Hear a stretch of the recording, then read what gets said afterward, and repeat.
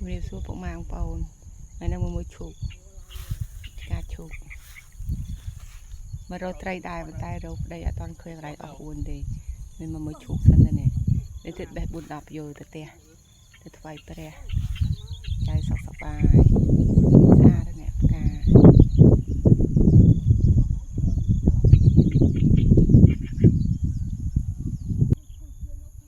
ដាំនៅក្នុងបឹងតិចតួចនឹងគ្រាន់មកឲ្យកូនហូបហើយនឹងផ្កាបានថ្វាយព្រះស្អាតណាស់ឈប់តបានផ្លែទេកូនស្រឡាញ់ផ្កាឈូកពេកទៅពេលចឹងទាឲ្យដាំពេលចឹងទៅដាំទៅ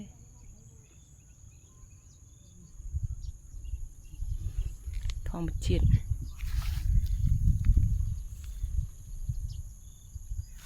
្អាតណាស់រីកមកនេះចិត្តបានផ្លែនេះ